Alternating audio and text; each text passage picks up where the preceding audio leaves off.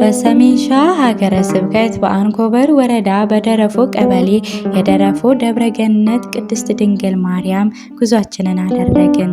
ከደብረ ብርሃን ደረፎ 40 ኪሎ ሜትር ርቀት ሲሆን በሚጣቃ ማኑኤል በኩል በእግር ያስገባል። በሚጣቃ ማኑኤል በኩል አድርገን ጉዟችንን ወደ ደረፎ ማርያም አደረግን። ለመግቢያ ያክል እንጂ ገቢረ ተአምሯ የአመጣጧ ነገር እጅግ ድንቅ የሚያስብልና እጹብ የሚያስብል ነው። በሌላ ቪዲዮ ሙሉ ታሪኳን የማቀርብላችሁ ሲሆን ለዛሬ በአጭሩ የታቦቷ አመጣጥ ከኢየሩሳሌም በሰባቱ መናንያን አማካኝነት 3 ጽላቶች መጥተዋል። ለዛሬው አሁን ያለችበትን ቤተ ክርስቲያን የማስቃኛቸው ሲሆን ድንቅ ገቢረ ተአምራትን እያደረገች የመጣችው ደብርኮ ማርያም በወርቅ ሐረግ ያንጸባረቀች ናት። አክሱም ጽዮን በ6 ወራቸው ደረሱ። በአክሱምም በደብረ ቢዘን ዋሻ ውስጥ 12 ዓመታትን ቆይተው ታቦተ ሕጉ እያነጋገራቸው በጽላቶቹ ፍቃድ ወደ ደብረ እንዚራ የ1 ዓመት መንገድ ተጉዘው ገብተዋል። ደብረ እንዚራም 12 ዓመት ቆይተዋል። በቅዱሳን እየተመሰገኑ እየተወደሱ እየተሸበሸበላቸው በጾም በጸሎት በስግደት እየተወሰኑ ቆይተዋል። ከዛም ተነስተው ወደ ወሎ ሀገር ጋስጫ ከሚባል ዋሻ ደርሰዋል። በጋስጫ ደብርኮ ማርያም ድንቅ ገቢረ ተአምራትን እያደረገች በኋላም ተነስተው ገነተ ማርያም ዋሻ የ3 ወር መንገድ ሄደው ገብተዋል። በገነተ ማርያም ዜና መዋዕል ለተባሉ መናንያን 7ቱ መናንያን አምጥተው አስረክበው 7ቱ መናንያን ተሰውረዋል። ዜና መዋዕል የጽላቶችም ስም ሰይመዋል። ጎላ ብላ የምትታየውን ጽላት ደብርኮ ማርያም፣ 2ኛዋን ደግሞ ገነተ ማርያም፣ 3ኛዋን ደግሞ ሳምራዊተ ማርያም ብለው ሰይመዋል። ደብርኮ ማርያም በወርቅ ሐረግ ያንጸባረቀች ነች። ገነተ ማርያም በአረንጓዴ ሐረግ ያንጸባረቀች ነች። ሳምራዊት ማርያም በቢጫ ሐረግ ያንጸባረቀች ናት። በገነተ ማርያም 320 ዓመታትን ኖረዋል። ዘመኑ ሲደርስ በመንዝላሎ ምድር የተወለዱ የግርማ ኢየሱስ ልጅ ቄስ ኤልያስ ትምህርት ለመማር ወደ ጎንደር ገብተው ቤተሰብ መስርተው 4 ልጆችን ከወለዱ በኋላ ዓለም በቃኝ ብለው ወደ ደብረ ዳሞ ገዳም እንደገቡ ቅዱስ ኡራኤል በራእይ አሳይቷቸው አንተ በዚህ ገዳም አትኖርም ሌላ ስራ አለህ ብለው በአሳያቸው ራእይ አማካኝነት ወደ ገነተ ማርያም ገብተው ዓለም ፀሐይ ከተባሉ ባህታዊያ ጋር ተገናኝተው ደብርኮ ማርያምን ይዘው ወደ ሸዋ ጉዞ አድርገዋል። ወደ ሸዋ ሲመጡ መሽቶባቸው ሰላ ድንጋይ ጻድቃኔ ማርያም ገብተው አድረው ከዛም ያሉ ቅዱሳን ባህታዊያን የዚች ቦታ የተለየ ነው ብለው አሰናብቷቸው ቄስ ኤልያስ ተሸክመው ወደ ቡልጋ በረሃ ገቡ። በቡልጋም ባህታዊ ወልደ መስቀልን አግኝተው ከዚያ ህልም አይተው ከዚህ አይደለም የሷ ቦታ ወደ አንኮበር ነው ብለው ወደ አንኮበር አሰናበቷቸው። በዕለቱ ተነስተው በጠገራ አድርገው ወደ ቁንዲ ወጡ። የእመ ምህረት ተራራ ሲደርሱ እሱ መስሏቸው እጃቸውን ሲዘረጉ እጃቸው ቀጥ አለ። ቄስ ኤልያስም እያዘኑ እየተከዙ ወደ ፈጣሪያቸው ሲለምኑ ከ3 ቀን በኋላ ላይ እጃቸው ተመለሰ፣ ተሰበሰበላቸው። ከዛም በኋላ ከትልቅ ተራራ ስር ደገፍ ብለው እንዳጋጣሚ እንደተኙ ጽላቷ ተሰወረችባቸው። እጅግ እያለቀሱ እያዘኑ ሳለ ከ7 ቀን በኋላ መልሰው አገኟት። ከዛ በደስታቸውን ብዛት ደስ ብሏቸው እጅግ በጣም ፈጣሪያቸውን እያመሰገኑ ከደስታቸውን ብዛት እንቅልፍ ይዟቸው ታቦተ ሕጓን እንደተሸከሙ ተኙ። ከቆላ የመጣ አንድ ሰው ስንቅ ይዞ በእዛ ሲያልፍ የሞተ ሰው መስሏቸው ፈጠን ብሎ ፈርቶ ራቅ ብሎ ሲሄድ ታቦተ ሕጉ እንደ እሳት አቃጠለችው። ቄስ ኤልያስም ከእንቅልፋቸው በነቁ ጊዜ ከሰውየው ጋር ሰላምታ ተለዋውጠው የያዘውን ስንቅ ላካፍላችሁ ሲላቸው እኔ አልበላም ብለው መለሱለት። ከዚያም በኋላ ወደ ባህታዊ ገብረ ማርያም ቤት ሄደው ይረፉ ብሎ ጠቆማቸው። እሳቸውም ወደ ባህታዊ ገብረ ማርያም ቤት ሄዱ። ባህታዊ ገብረ ማርያምም ዛሬ ምነው ከበደኝ መሬቷም ተንቀጠቀጠች ብለው ወደ ደጅ ብቅ ሲሉ ቄስ ኤልያስ ታቦተ ሕግ ተሸክሞ አዩአቸው።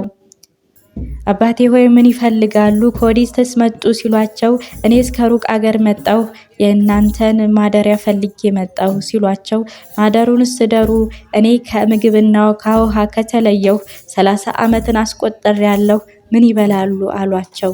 በዚያን ሰዓት ከየት መጣ የሚባል የማይታወቅ ነጭ ዳቦ ከቤታቸው ውስጥ ተገኘ።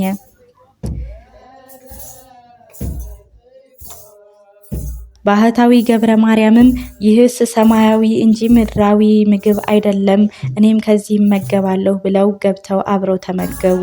ከነርሱ ጋርም 7 ቅዱሳን አብረው ተመገቡ። ከዛም በኋላ ቅዱስ ያሬድ ተገልጦ በወርቅ ጽናጽን በወርቅ ከበሮ እንደዚሁም ደግሞ በመቋሚያው ከብዙ መላእክት ጋር እያመሰገነ አዩት፣ ተመለከቱት። በተመስጦ ቄስ ኤልያስን ባህታዊውም ሁሉም አመስግነው በአማረ ድምፅ እያመሰገኑ ታቦተ ሕጉን ከበው እግዚአብሔርን ለ7 ሰዓት ያክል አመሰገኑ። በማግስቱም ከባህታዊ ገብረ ማርያም ቤት ሲለያዩ ባህታዊ ገብረ ማርያም ከደጅ ብቅ ብለው በስተደቡብ ሲመለከቱ አሁን ያለችበት ተራራ ላይ ከሰማይ ቀስተ ደመና ተተክሎ ተመለከቱ። ከዚያም ቀስተ ደመናው ከሚታይበት ቦታ ቤተክርስቲያኗን ሰርተህ አስገባ ብለው ነገሩት። አሁን ያለችበት ተራራ ደረፎ ማርያም። ቄስ ኤልያስ ይዘው መጡ። ቢመለከቱ ጭሱ ካለምንም እሳት ሆነባቸው። ወዲያውኑ ጭሱ ጠፋ፣ ቀስተ ደመናው ግን አልጠፋም። በዚች ቦታም ተተከለች። ለትውልድ ትውልድም እስከ ዘለዓለም ድረስ ድንቅ ድንቅ ገቢረ ተአምራትን እያደረገች የምትገኘው ደረፎ ማርያም። ቦታው የመዓር ጅረት እንደፈለቀበት አልባብ ይሸታል። ቄስ ኤልያስም በዚህ ተራራ ላይ ሳሉ እመቤታችን ተገልጣ አነጋገረቻቸው።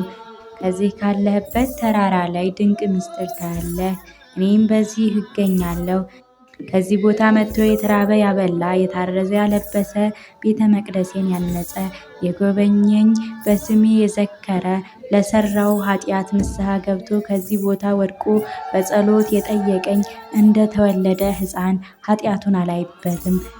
ከተአምራቴ የተነሳ በዓለም ላይ ያለ ሕዝብ መጥቶ ቤተ መቅደሴን በወርቅ በዕንቁ ያንጸዋል። እኔም የማዳኔን ጥበብ በሕዝቤ ላይ አደርጋለሁ።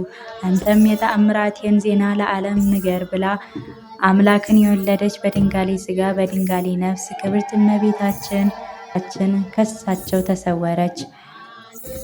በአካባቢውም ታላላቅ 3 የወይራ ዛፎች፣ 7 የኮሶ ዛፎች ነበሩ።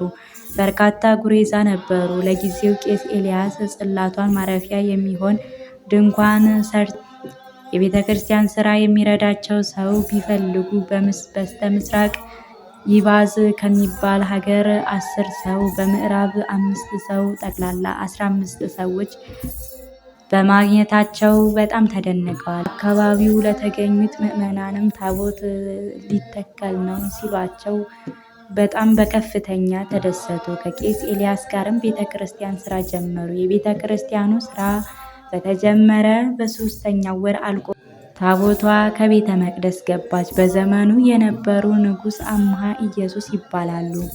ቄስ ኤልያስም ለአምሃ ኢየሱስ ነገራቸው።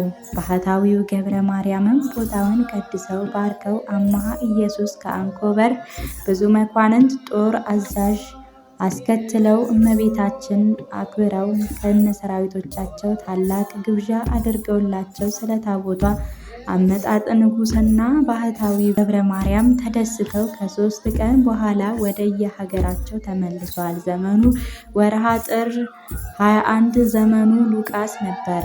ወደዚያኑ ንጉሥ አምሃ ኢየሱስ ለደረፎ ማርያም አገልጋይ ካህናት ስለሌላት መዘምራን 5 ሰሞነኛ ላኩላት። በተተከለች በ3ኛው ዘመን አንድ ቄስ የረከሰ ነገር ሰርቶ ተሸክሞ አክብሮ ካሳረፋት በኋላ ከደረጃ ብቅ ሲል ራሱ ፀጉር ተገፎ ከመሬት ወደቀ። በ7ኛው ቀን ሕይወቱ አልፏል። ይህም የታሪክ መጀመሪያ ሆነ። ከዚህም በኋላ ቄስ ኤልያስ የደረፎ ማርያምን የአመጣጧንና የ7ቱ ባህታውያንን ታሪክ አጽፎ ለማምጣት ወደ ጎጃምና ወደ ጎንደር ተመልሰው ሄዱ። ከ2 ዓመት በኋላም ታሪኳን አጽፈው ተመልሰው መጡ። ይህ በሆነ በ5ኛው ዓመት በፍሽሽት ጣሊያን ወረራ ጊዜ በቤተ ክርስቲያኗ በንዋያተ ቅድሳቷ እንደዚሁም በሊቃውንቱ በካህናቱ ላይ አረመናዊ ድርጊት ተፈጽሟል። የቤተ ክርስቲያኗም ጣሪያ ሳር ስለነበረ የአተር ገለባ አልብሰው በእሳት ቢያቃጥሏት ከሰማይ ጥርት ያለው ሰማይ ደመና ጋርዶ ጠቋቁሮ እና በቤተ ክርስቲያኗ ላይ ቀስተ ደመናን ተክሎ ዝናቡን ዘርግፎ ያጠፋዋል። እንደዚሁም ደግሞ ደጋግመው ቢሞክሩት ጣሪያው ጤዛን ውሃን እየተፋ አልቃጠል ቢላቸው ተናደው በመድፍ ወደ 10 ጊዜ ደብድበውታል። ይህም በሚሆንበት ሰዓት ግድግዳውን በስቶ የቅኔ ማህሌቱን ግድግዳ በስቶ መቅደስ ሲደርስ ከመንበሯ ስር ወደ ታች እሷን ሳይነካ ወደ ታች ገብቶ እንደዚሁም ደግሞ በጉልላቱ ላይ ወደ ላይ እየተፈነጣጠረ ከቤተ ክርስቲያኑ ወጥቷል። ከዛም በምሽት ከተራራ ላይ ያለው ወታደር ወደ ታች ሲወርድ ከታች ያለው ወታደር ወደ ላይ ሲወጥ ሳይተዋወቅ እርስ በእርሱ በመገዳደል እጅግ በጣም ብዙዎች ሲሞቱ የቀሩት ጥቂቶቹ ግን በቋንቋቸው ተተርጉሞላቸው ያዳነችን ንግሥት ብለው 30 ጠገራ ብር ሸልሟት ሄደዋል። እንግዲህ የእመቤታችን ድንቅ ገቢረ ተአምሯ እጅግ በጣም ብዙ ነው። እንደዚሁም ደግሞ በዚህ ቅዱስ ስፍራ ራስ መኮንን ወልደ ሚካኤል የአፄ ኃይለ ሥላሴ አባት የሆኑት ተወለዱ። ግንቦት 1 ቀን በደረፎ ማርያም ስር ተወለዱ። በዚሁ መጽሐፈ ሲራክን መዝሙረ ዳዊትን አጥንተው እያገለገሉ ለብዙ ዓመታት ኖረዋል። እንዲሁም ደግሞ ሹማምንቱ እና መኳንንቱ እንደዚሁም ደግሞ የጦር አዛዡና ባለስልጣናቱ ሁሉ እየመጡ በዚች ቦታ የደረፎዋ ማርያም እያሉ እየተማጸኑ የልቦናቸውን መሻት ሁሉ ትፈጽምላቸዋለች።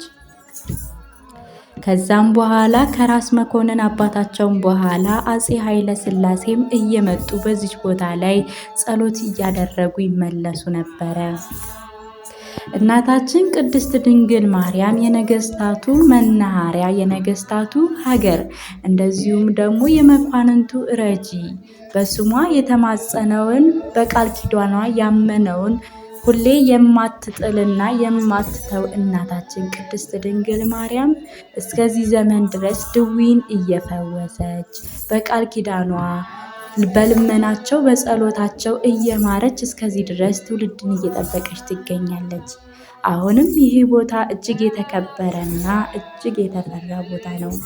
ሁላችንም እንግዲህ በእመቤታችን በቅድስት ድንግል ማርያም በቃል ኪዳኗ እንድትጎበኘን ወደዚህ ቦታ እየመጣን ጸሎታችንን ልመናችንን ለእርሷ እየነገርን በቃል ኪዳኗ እየተማጸን እንድንኖር የእግዚአብሔር መልካም ፍቃድ ይሆንልን።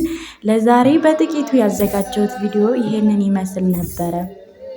በቀጣይ ግን ክፍል 1፣ ክፍል 2፣ ክፍል 3 እያልኩኝ ሙሉ ከመጀመሪያ ጀምሮ ከ7ቱ ባህታውያን ጀምሮ እስከ መጨረሻ ነገስታቱ ድረስ ያለውን ታሪክ የማስቀምጥላችሁ ይሆናል። ሰላም ቆዩ። እንደዚሁም ከፊታችን ግንቦት 21 እና ህዳር 21 በታላቅ ንግስ ትከብራለች። ሁላችሁም እንድትገኙ በእግዚአብሔር ስም እናስተላልፋለን።